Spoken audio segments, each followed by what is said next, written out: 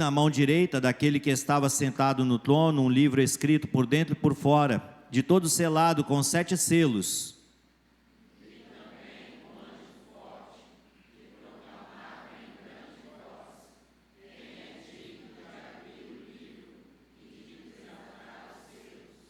Ora, nem no céu, nem sobre a terra, nem debaixo da terra, ninguém podia abrir o livro, nem mesmo olhar para ele.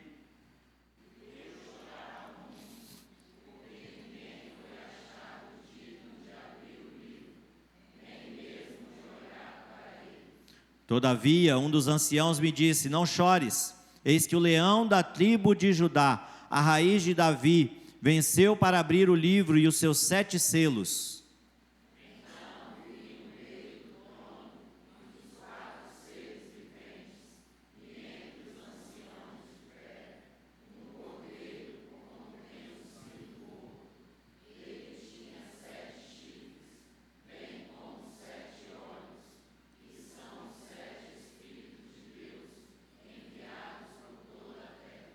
Veio, pois, e tomou o livro da mão direita daquele que estava sentado no trono.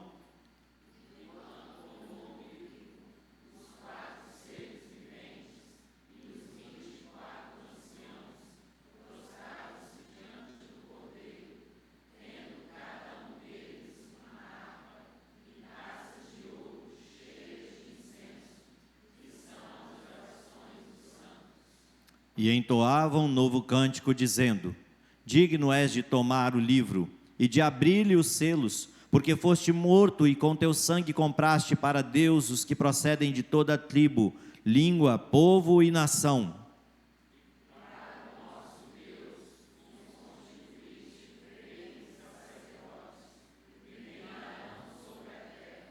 Vi e ouvi uma voz de muitos anjos ao redor do trono, dos seres viventes e dos anciãos, cujo número era de milhões e milhares de milhares.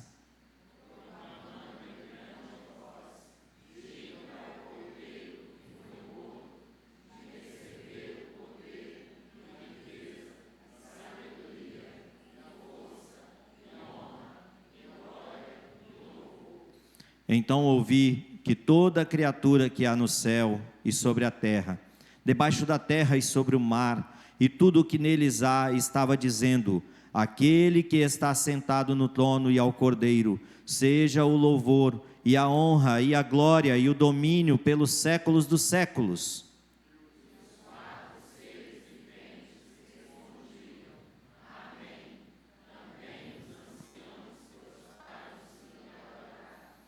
Amém.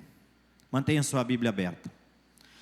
Queridos, como a gente falou aqui da questão dos projetos, dos desenvolvimentos, das criações, da inteligência humana sendo colocada em prática, da ação de Deus no passado, criando todas as coisas, sustentando e apontando também para este dia do fim, nós poderemos pensar que muitas dessas pessoas que existem no nosso mundo, ou por aqui já passaram, ou ainda estão entre nós, muitos deles eles poderiam ser premiados por suas criações, por seus projetos, como existem muitos programas de incentivo e também premiações que acontecem para aqueles que fazem coisas muito especiais.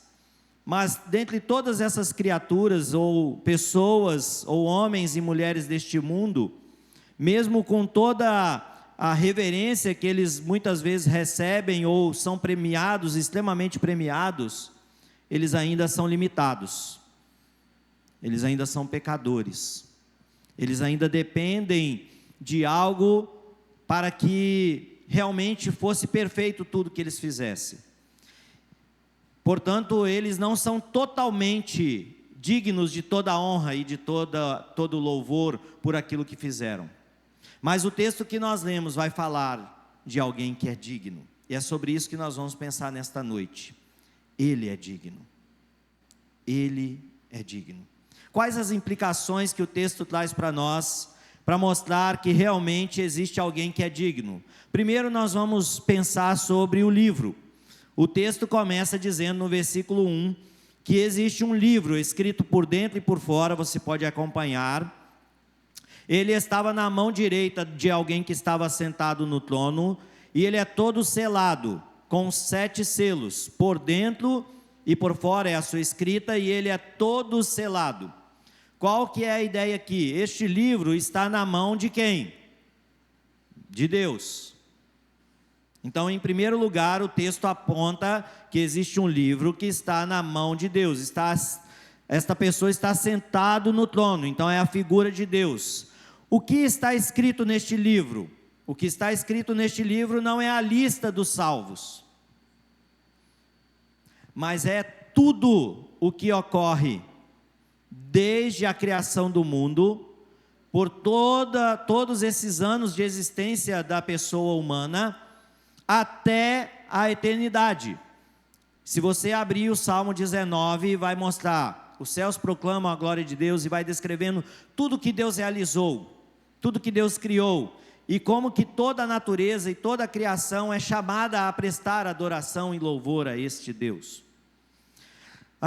Este livro então está escrito todas as coisas, tudo já foi escrito, tudo já foi determinado, tudo já foi decretado pelo nosso Deus. O texto também fala que ele está todo selado com 7 selos.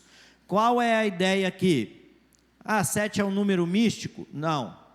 7 tem a ideia de perfeição, ou seja, este livro não tem nenhuma falha nele, e não pode ter falha também naquilo que vai ser declarado a respeito deste livro. E estes 7 selos têm a ideia de que não tem nenhuma intervenção humana em relação a alguma manipulação do que está escrito neste livro. Portanto, ele é totalmente selado, não tem como ele ser manipulado. Não é como algumas coisas, por exemplo, que acontece no nosso meio. Então João já tem uma visão. João, ele é levado ao céu, ele está lá vendo tudo isso aqui. Se você abrir desde o capítulo 1 de Apocalipse, você vai ver que João é levado para ver todas estas coisas. João está presenciando, João tem esse privilégio, amados, de ver este dia glorioso. Só que o texto vai dizer o seguinte, versículo de número 2, leiamos: vamos todos juntos?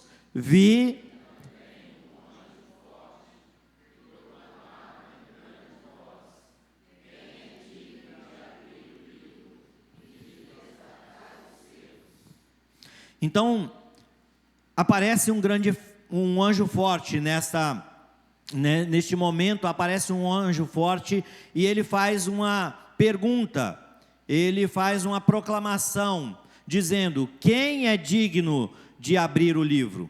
Quem é digno de desatar esses selos? Quem é digno de ter acesso a toda essa perfeição? Tem alguém digno? O versículo de número 3 nos responde: ora, nem no céu, nem sobre a terra, nem debaixo da terra, ninguém podia abrir o livro, e nem mesmo olhar para ele. Ninguém é digno de abrir o livro. Isso na visão de quem? Na visão de quem? Na visão de João. Na visão de João, ele olha para aquela gloriosa situação que é lhe apresentada, e que ele tem acesso, e que ele começa a enxergar. Mas João olha, e diante da pergunta desse anjo forte, ele fica sem resposta. Ele olha para o céu, olha para a terra, olha para debaixo da terra, ou seja, ele olha para todas as coisas criadas, e não vê ninguém que é digno. Não há ninguém digno. Então João entra em desespero. Olha o que o versículo 4 nos diz: eu chorava muito, porque ninguém foi achado digno de abrir o livro, nem mesmo de olhar para ele. O texto vai nos mostrar que João agora não tem o que fazer. Você já passou por situações assim? Que você não sabe o que fazer e só começa a chorar? E parece que não vai parar mais de chorar? O desespero passou a tomar conta de tal em tal profundidade, com tanta aflição, com tanta dor às vezes, e que você, a única coisa que sabe é chorar? Aqui quero abrir um parênteses. Meus irmãos, às vezes chorar faz bem, tá? Se der vontade de chorar, chore. Mas não fique só chorando também não. O próprio salmista que escreveu, conversando consigo mesmo, eu falei isso hoje pela manhã lá na classe de evangelismo que a gente tem, né? O salmista, ele estava falando para si mesmo: por que está abatida a minha alma? Ele estava conversando consigo mesmo. Não é coisa de doido não, tá, gente? Nem de louco. Mas é algo que muitas vezes a gente tem que fazer, a gente conversar conosco mesmo. E há poucos dias atrás eu ouvi uma pessoa dizer que uma das coisas mais difíceis é quando você, por exemplo, se coloca na frente do espelho. E essa pessoa me disse que ela fez isso. Ela se colocou na frente do espelho, e vamos supor que é eu, tá? Não vou constranger nenhum dos irmãos aí não, pode ficar tranquilo. Vamos supor que é eu me coloco na frente do espelho. Não sou muito de olhar para espelho não. Mas eu me coloco lá na frente do espelho e começo a falar: Natanael, você é um canalha. Natanael, você não presta. Natanael. E essa pessoa dizendo que a coisa mais difícil foi ele continuar com os olhos fitos nele mesmo e falar essas verdades. Muitas vezes nós somos assim. Nós temos dificuldade de nos abrir diante de Deus. Quanto mais diante de pessoas. Mas o salmista, ele abre o seu coração diante de Deus. Porque está abatida, ó, minha alma. Mas logo em seguida, ele mesmo também convoca a sua própria alma para participar de algo especial. Porque ele diz assim: bendize, ó minha alma, e tudo que há em mim, bendiga o seu santo. Não é ele conversando de novo com a alma dele? Mas agora é para louvar a Deus. É para falar dos feitos de Deus, é para falar bem a respeito de Deus. O texto aqui, irmãos, mostra que João, ele tem uma visão. O que ele está enxergando é algo de desespero, a ponto de que ele chora em demasiado. O original do texto é um choro descontrolado. É como se ele não tivesse mais nenhuma saída. Porque diante daquela visão que ele tem de algo tão perfeito, de um Deus tão poderoso e tão perfeito, ele olha, e diante daquela pergunta do anjo forte, ele não vê saída, e ele então começa a chorar. Porém, todavia, entretanto, Deus tem propósito. E nos propósitos eternos de Deus, vem uma descrição maravilhosa. Leia comigo o versículo de número 5. Todavia, vamos ler juntos? Todavia,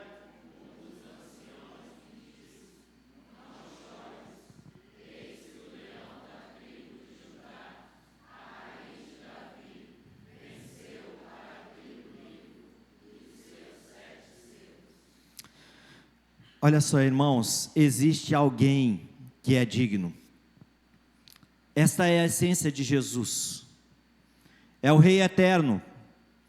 Conforme registrado já há muitos anos atrás desse acontecimento que nós vamos viver. Muitos anos atrás da própria vinda de Jesus. Conforme registrado lá em 2 Samuel capítulo 7, já apontava para esse Rei eterno, para esse reino eterno. E o texto mostra que existe alguém que é digno. E quem é digno? O leão da tribo de Judá. Quem é o leão da tribo de Judá? É Jesus. Jesus é o leão da tribo de Judá. E o versículo 6 vai dizendo: então vi, no meio do trono e dos 4 seres viventes e entre os anciãos de pé, o quê? Cordeiro, como tendo sido morto. Ele tinha 7 chifres, bem como 7 olhos, que são os 7 Espíritos de Deus enviados por toda a terra. Veio e tomou o livro da mão direita daquele que estava sentado no trono. Irmãos, qual é a ideia aqui do texto para nós? A ideia tem a ver com algo tão poderoso, tão especial, porque o texto começa descrevendo da seguinte forma, fala de um cordeiro. Qual é a ideia de um cordeiro? A ideia de cordeiro é alguém simples, alguém frágil, alguém humilde, alguém suscetível a muitas coisas. A ideia do cordeiro é algo sem tanta imponência, sem tanto poder, porque o texto vai dizer que é um cordeiro, só que não morto. Veja que a expressão é como tendo sido morto.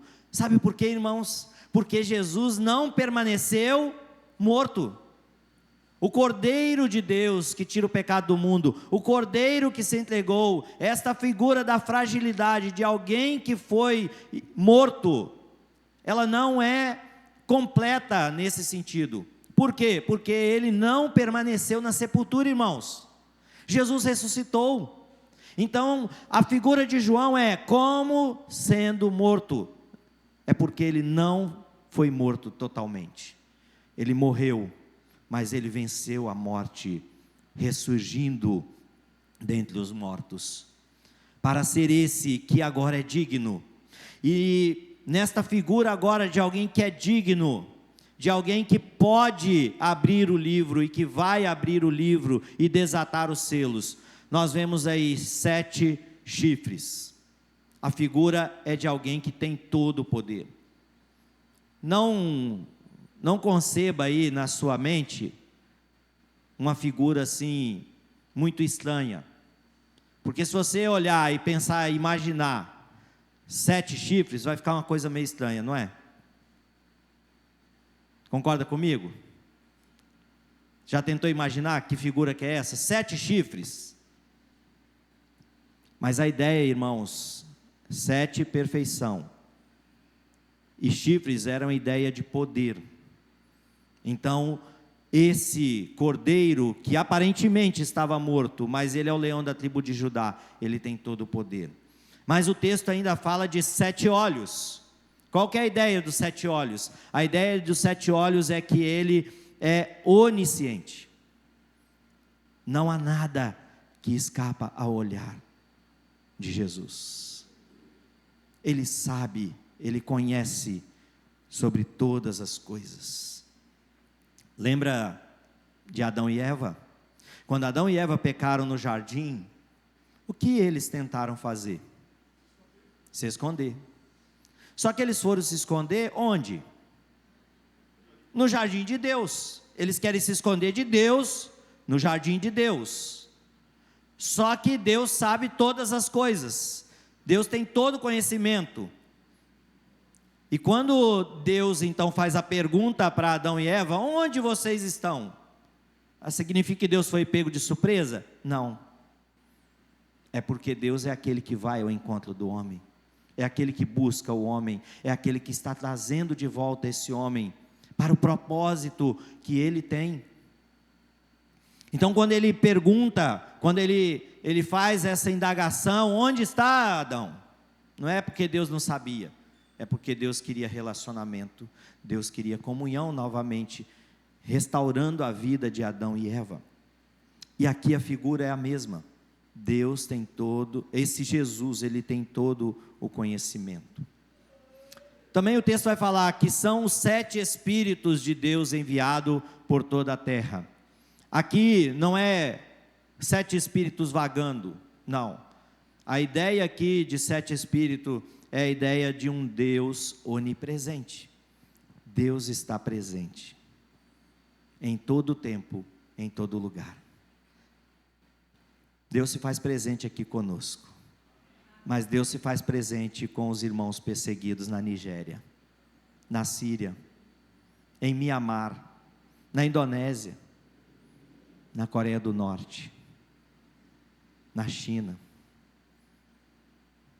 com aquelas irmãs nossas que foram levadas para o campo de concentração na China, simplesmente porque são cristãs. induzidas a trabalhos forçados, outras vendidas para prostituição em alguns países ali da Ásia. Estão sofrendo, amados. Significa que Deus abandonou elas? Significa que Deus abandonou esses nossos irmãos perseguidos? Não. Deus não abandonou. Porque muitas dessas irmãs e irmãos que passam por perseguição, quando elas têm oportunidade de compartilhar as suas situações, dificilmente algumas delas vão falar mal de Deus, mas elas vão pedir mais fortalecimento para resistir às perseguições. Meu querido irmão, minha querida irmã, as perseguições fazem parte da vida daquele que quer seguir a Jesus. Não tem como. Hoje à tarde, no grupo que a gente trabalha, estávamos ali e nós estávamos justamente comentando um pouquinho sobre as dificuldades de viver a verdadeira vida cristã. Porque o apóstolo Paulo, por exemplo, quando escreve ao jovem Timóteo, talvez 18 anos de idade ele tinha, nesse período que Paulo escreve a carta, e está preparando esse jovem para o ministério, para conduzir a igreja, lá no capítulo de número 3, de 2 Timóteo, ele vai dizer que aqueles que querem viver fielmente o evangelho serão perseguidos. Não é que talvez vão ser perseguidos, não é que talvez eles vão sofrer alguma afronta, não, é que todos os que querem viver fielmente o evangelho serão perseguidos. Em algum momento eu vou passar por perseguição e você também, se você quiser viver fielmente o evangelho. Vai vir críticas às vezes da própria família, críticas de pessoas. Por que você está se dedicando tanto a esse Deus? Nós passaremos por dificuldades, mas lembre, Deus se faz presente. João tem a visão de que Deus estava presente. 7 espíritos representando esta onipresença do nosso Deus, esta onipresença de Jesus. Nós falamos um pouquinho a respeito do livro, mas agora nós vamos falar um pouquinho a respeito do Cordeiro. O Cordeiro é a ideia de fragilidade. O Cordeiro é a ideia de alguém que se entregou para o sacrifício. Então Jesus é aquele que quis ir para a cruz. Quando Jesus estava ali no Getsêmani, ele está naquele momento de tremenda agonia, a ponto de suar sangue. E aí, irmãos, olha só, preste muita atenção nisso que eu vou falar. Jesus, ele está em contato com o Pai o tempo todo em oração, e ele chama outros para orar. Lembra-se dessa narrativa? Getsêmani, oração, Jesus está suando sangue, chama outros dos seus discípulos para orar. E Jesus se afasta um pouquinho e começa a orar. Quando Jesus volta, os discípulos estão como? Dormindo. Aí Jesus chama a atenção deles. Vocês não podem vigiar nem um pouquinho comigo. Vocês não podem estar junto comigo nesse momento. É a figura desse cordeiro frágil. Mesmo Jesus sendo Deus, ele está nesse momento de fragilidade. E ele está buscando o Pai, e ele quer que outros estejam junto com ele. Jesus chama a atenção dos discípulos, Jesus se afasta de novo, vai em oração. Quando Jesus volta, está dormindo de novo. Aqui quero abrir um parênteses, presta atenção. Tome cuidado, se você ficar dormindo demais, pode ser a ação do inimigo. Você está sendo usado pelo inimigo para não estar vigilante. Esta é a ideia, irmãos. Jesus chama a atenção dos discípulos. Por que vocês estão dormindo? Vocês precisam estar acordados. Vocês precisam estar atentos. Vocês precisam estar vigilantes. Sabe por quê, irmãos? Jesus sabia que a hora dele estava chegando. E eles precisavam estar juntos naquele momento, entendendo o que iria acontecer. Sabe por quê? Porque os discípulos também iriam passar por perseguições, por prisões, por adversidades.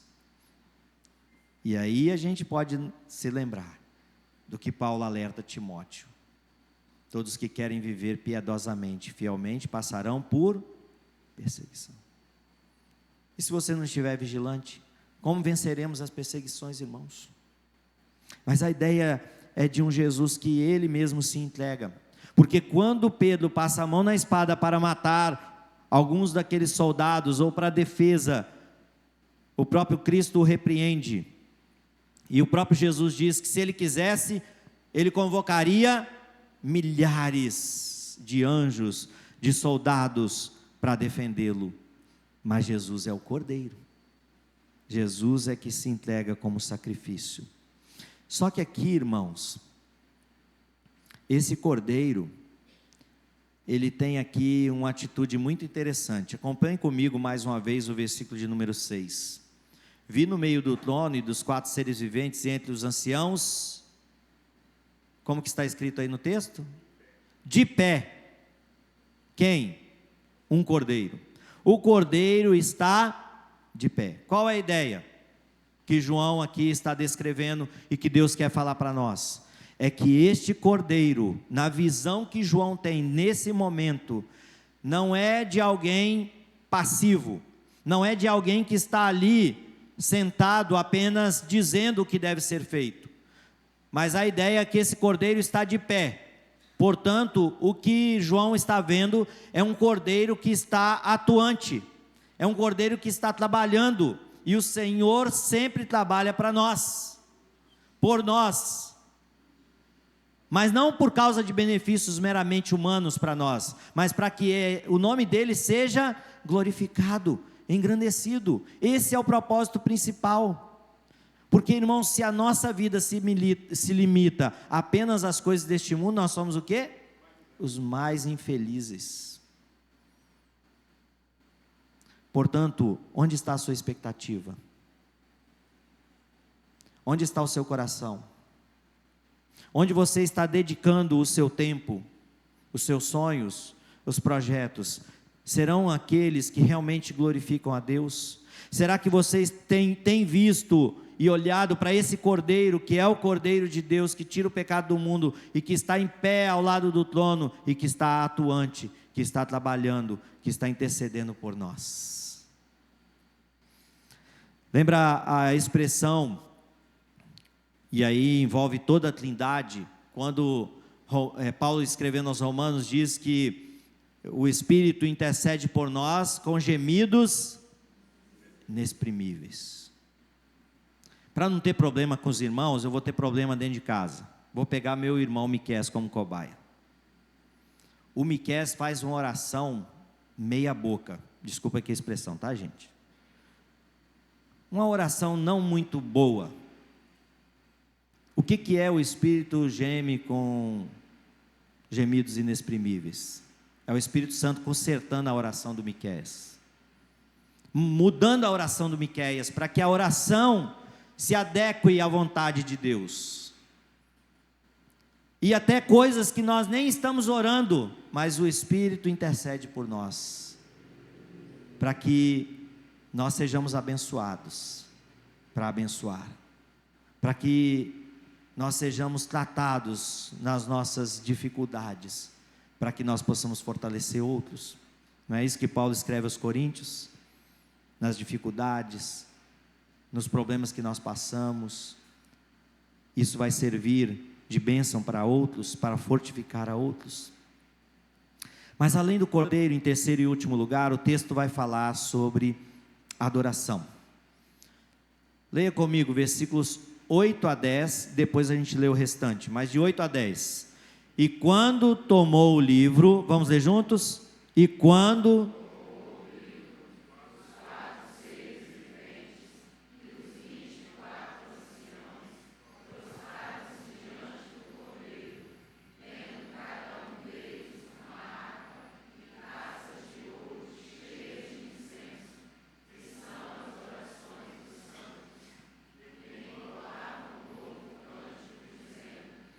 digno és de tomar o livro e de abrir os selos, porque foste morto e com teu sangue compraste para Deus os que procedem de toda tribo, língua, povo e nação, e para o nosso Deus os constituístes reino e sacerdotes, e reinarão sobre a terra. Olha, irmãos, esta aqui é a adoração maravilhosa. Aqui é o clímax do texto, porque ele vai dizer que 4 seres viventes, 24 anciãos, prostraram-se diante desse cordeiro, e eles entoam um cântico: digno és de tomar o livro. Olha, irmãos, que expressão maravilhosa e especial, porque anteriormente a ideia é: não tem ninguém digno, não tem ninguém que pode ser premiado, não tem ninguém que tem honra o suficiente para abrir o livro, para desatar os selos. Existe um cordeiro que parece que ele estava morto. Mas agora, irmãos, nós vemos a figura 24 anciãos, a figura dos patriarcas do Velho Testamento, a figura da igreja Novo Testamento. Ou seja, é toda a igreja de Deus, todo o Israel de Deus, começa a cantar. E qual é o cântico? Alguém é digno, tu és digno de tomar o livro e de abrir, porque foste morto e com teu sangue comprou pessoas de toda a tribo, língua e nação. Meu querido irmão, minha querida irmã, João já tinha visto você. Há cerca de 2000 anos atrás, João já tinha visto você, brasileiro. João nem sabia que existia Brasil. Você sabia disso? João não sabia que existiam as muitas etnias aqui do Brasil, indígenas. João não sabia que ia ter quilombolas, ciganos, ribeirinhos, imigrantes de várias nacionalidades aqui no Brasil. João não sabia detalhadamente disso. Mas João já vê que existe alguém que é digno e que já tinha comprado pessoas de toda a tribo, língua e nação. Isso, irmãos, deve encher o nosso coração, a nossa mente, a nossa vida de uma perfeita e genuína adoração ao Senhor. Nós devemos buscar, porque o texto vai dizer que esta adoração começa ali, mas ela tem uma continuidade. Observe comigo, versículo 11 em diante: vi e ouvi uma voz de muitos anjos ao redor do trono, dos seres viventes e dos anciãos, cujo número eram de milhões de milhões e milhares de milhares, proclamando em grande voz: digno é o Cordeiro que foi morto de receber o poder, a riqueza, a sabedoria, a força e honra e glória e louvor. Então ouvi que toda criatura que há no céu e sobre a terra, debaixo da terra e sobre o mar e tudo que neles há, estavam dizendo: aquele que está sentado no trono e ao Cordeiro seja o louvor, a honra, a glória, o domínio pelos séculos dos séculos. Irmãos, o trono é lugar de governo, o trono é lugar de autoridade, o trono é lugar de poder.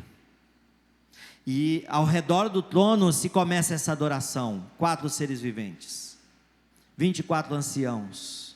E a partir dali esta adoração começa a se espalhar, e chega até o versículo de número 13, quando vai dizer que ouvi que toda criatura que há no céu, na terra, debaixo da terra, sobre o mar, tudo que há, vai adorar a este Cordeiro. Toda a criação, toda a natureza, tudo que foi criado pelo nosso Deus, adorando o Cordeiro, e nós vamos estar lá juntos. Amém, irmãos?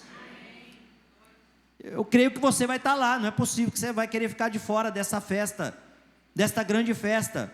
Pensa você ser convidado para uma festa e você falar: não quero participar dessa festa. Eu mesmo estou com um problema aí com um irmão, um amigo nosso.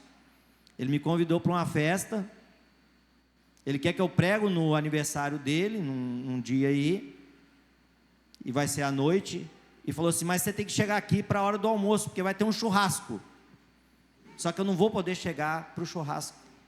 Se alguém quiser ir se candidatar aí no meu lugar para o churrasco, aí depois eu chego para pregar. Não, aí eu deixo para você pregar também. Não, brincadeira. Mas eu falei para esse irmão, falei assim, ó, para o culto à noite eu acho que dá tempo de eu chegar, mas para o churrasco eu acho que eu vou ter que deixar de ir, porque eu já tenho outro compromisso nesse horário. E aí você fala assim, poxa vida, a carne do churrasco está tão cara, né?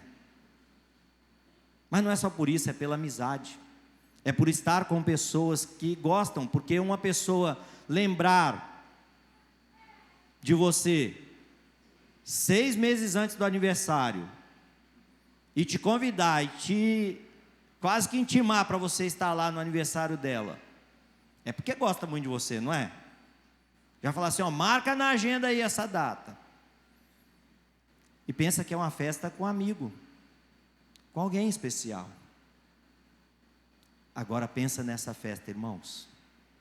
Esta festa do Cordeiro, esta festa de plena adoração, em que toda a criação, toda a natureza, todas as pessoas de todas as etnias do mundo, de todos os povos, de toda a língua, de toda a nação, como o texto descreve no versículo 9, todos estarão ali declarando louvor, honra, glória, domínio, poder, sabedoria, sejam ao nosso Deus, sejam ao Cordeiro e àquele que está sentado no trono. Ah, meus irmãos, nós precisamos desejar isso, desejar esse dia, esse momento, mas não só desejar, mas é falar sobre ele, porque existem nações, povos, que estão aí fazendo algum tipo de adoração, porém não é a adoração àquele que é digno. Por isso adoram madeira, por isso adoram tantas outras coisas, e são criadas aí, adoram seus antepassados. Alguns, como na Índia, chegam a adorar um rato, e colocar leite para o rato, e não pode tocar no rato. Outros adoram espíritos da natureza, e aí tem medo desses espíritos. Mas irmãos, é meu papel, e é o seu papel, fazer o nome desse Deus, desse Cordeiro, conhecido entre todas as nações da terra, entre todas as etnias da terra, de fazer conhecido o nome daquele que é digno. Ele é digno, Jesus é digno. João, amados, viu toda a criação em adoração. E o texto termina no versículo 14 dizendo assim: e os 4 seres viventes respondiam: amém. Também os anciãos prostraram-se e adoraram. Ninguém ficou de fora desta grande festa. Ninguém ficou de fora desta grande adoração. A visão de João, irmãos, é algo especial, algo espetacular, algo que talvez para alguns traga um tipo de susto.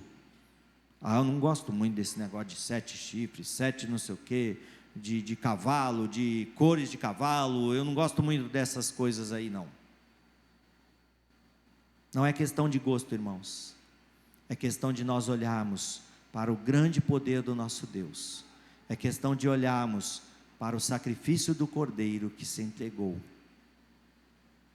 E algo muito especial que Deus fez é fazer com que todos nós possamos ser súditos de um reino, e um reino de sacerdotes. Agora nós temos livre acesso ao Pai. Lembra do texto de Mateus 27? Mateus 27, no versículo 51, fala que o véu do templo se rasgou de alto a baixo. Todos nós fomos feitos ali sacerdotes. Todos nós agora podemos nos achegar ao Pai. Pensa, Talvez você não tenha acesso a uma autoridade aqui da nossa cidade e do nosso estado, alguém importante, mas nós temos acesso ao Rei dos Reis, Senhor dos Senhores, nós podemos nos dirigir a Ele. Mas meu irmão, minha irmã, não se dirija a Ele apenas para coisas momentâneas e temporais. Por exemplo, a cura de um parente, beleza? Ore pela cura de um parente, busque a restauração da saúde das pessoas, clame por isso. Isso é muito importante, faz parte da vida nossa, porque quem de nós queremos ver um parente nosso sofrer de uma doença? Tem alguém aqui que gosta de ver alguém, um parente, um amigo sofrendo? Tem? Acho que não, né? Mas mais do que isso, irmãos, nós precisamos nos derramar diante de Deus em oração, por aqueles que vão sofrer no fogo, no lago de fogo e enxofre, porque não foram curados na sua alma. De nada adianta, por exemplo, alguém ser curado de uma doença grave aqui, e são, entre aspas, tá? E são para o inferno, para o lago de fogo e enxofre. Adiantou? Você orar e interceder pela cura da pessoa? Adiantou? Se ela foi para o inferno? Se ela foi para o lago de fogo e enxofre? Deus está chamando pessoas que se rendam a Ele. Clame por salvação, clame por cura, clame por bênçãos, clame por projetos, clame ao Senhor, mas clame principalmente por pessoas se rendendo ao Senhor e adorando o Cordeiro Jesus. Vamos fazer parte disso, meus irmãos, como igreja, porque Ele é digno, Jesus é digno de toda a honra, de todo o louvor. Ele é o Cordeiro que parecia estar morto, mas reviveu. E Ele é o leão da tribo de Judá. Ele é da raiz de Davi. A ênfase não é Davi, a ênfase é Jesus. Jesus é o Cordeiro de Deus que tira o pecado do mundo. Pessoas ainda não sabem desta verdade, e é tarefa nossa, de todos nós, fazer esse nome conhecido. Curva a sua cabeça, vamos falar com o nosso Deus. Senhor Deus, Tu és o Todo-Poderoso, Tu és onipresente, Tu és onipotente, Tu és onisciente. Nada escapa, ó Deus, ao Teu controle. Tu és todo soberano. Não há deuses nesse mundo, não há divindades, ó Pai. Não há nada que possa deter a Tua mão e o Teu propósito. Ó Pai, Satanás tentou nos enganar, e tem, ó Deus, tentado enganar pessoas, apresentando propostas malignas, propostas, ó Deus, para nos afastar desta nossa submissão que devemos ter a Ti, de caminharmos contigo, de vivermos com o Senhor, de adorarmos o Senhor aqui e na eternidade. Ó Deus, se tem alguém aqui que está adorando a si mesmo, que está buscando a si mesmo, tem alguém aqui, ó Deus, que não ainda encontrou o sentido para a sua